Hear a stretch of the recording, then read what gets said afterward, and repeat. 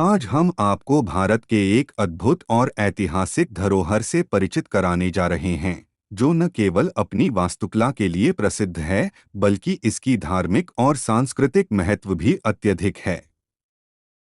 हम बात कर रहे हैं कोणार्क मंदिर की, जिसे सूर्य मंदिर भी कहा जाता है। यह मंदिर ओडिशा राज्य के कोणार्क नामक स्थान पर स्थित है और भारतीय शिल्पकला और स्थापत्य का अद्भुत उदाहरण है।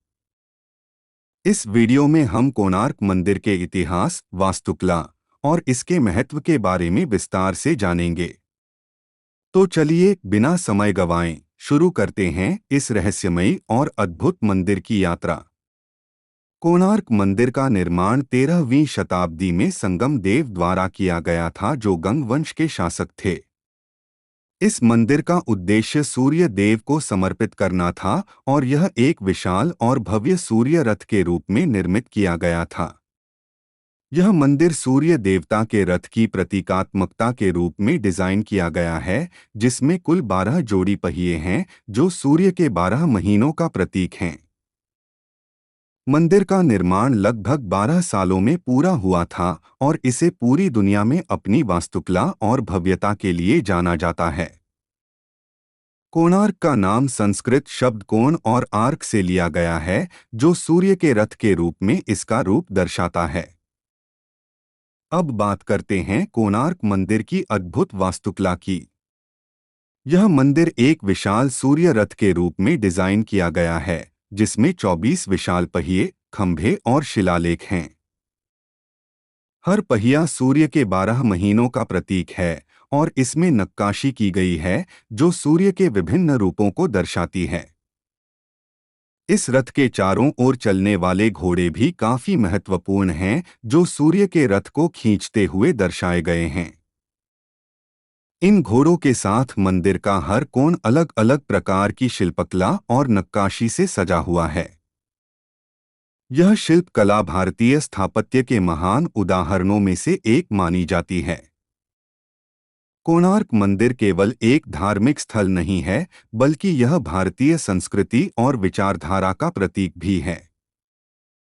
यहाँ पर सूर्य देव की पूजा की जाती थी और यह मंदिर सूर्य के रथ के रूप में उनके अवतार को दर्शाता है।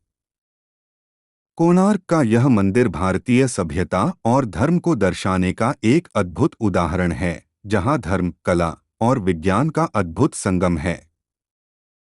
मंदिर की दीवारों पर कई प्रकार के दृश्य अंकित हैं, जैसे कि महाभारत की कथाएं, मिथकीय जीवों की नक्काशी और विभिन्न देवी देवताओं की आकृतियां। इस मंदिर में जीवन के विभिन्न पहलुओं को दर्शाने वाली मूर्तियां देखने को मिलती हैं, जैसे कि प्रेम, युद्ध, नृत्य और संगीत।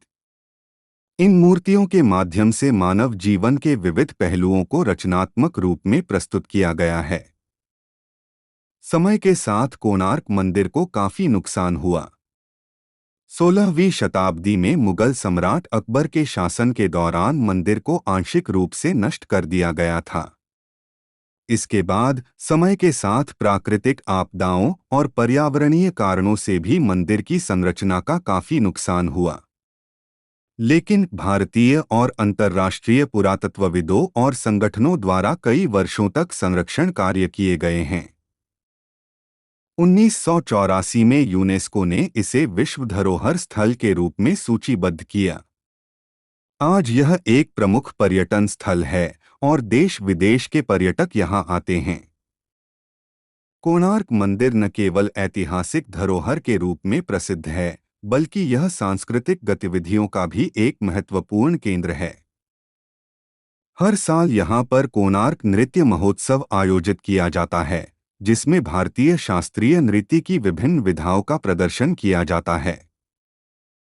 इस महोत्सव में भरतनाट्यम, ओडिसी, कथक और कुचिपुड़ी जैसे शास्त्रीय नृत्य प्रस्तुत किए जाते हैं।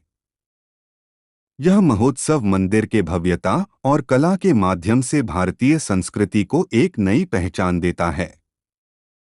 अब अगर आप कोणार्क मंदिर के दर्शन के लिए जाना चाहते हैं, तो यह ओडिशा राज्य के भुवनेश्वर शहर से लगभग 35 किलोमीटर दूर स्थित है। आप यहां आसानी से सड़क मार्ग, रेल मार्ग और हवाई मार्ग से पहुंच सकते हैं। भुवनेश्वर एयरपोर्ट से कोणार्क मंदिर तक टैक्सी या बस के माध्यम से पहुंचा जा सकता है। तो दोस्तों, यह थी हमारी कोणार्क मंदिर की यात्रा। इस मंदिर का इतिहास, वास्तुकला और सांस्कृतिक महत्व हमें यह बताता है कि भारतीय सभ्यता कितनी समृद्ध और विविधतापूर्ण थी। कोणार्क मंदिर न केवल एक ऐतिहासिक धरोहर है, बल्कि यह भारतीय संस्कृति और कला का प्रतीक भी है। यदि आपको यह वीडियो पसंद आया हो तो कृपया इसे लाइक और सब्सक्राइब जरूर करें। और यदि आपके मन में कोणार्क मंदिर से जुड़ा कोई सवाल हो तो हमें कमेंट्स में बताएं। हम फिर मिलेंगे एक नई यात्रा के साथ। धन्यवाद।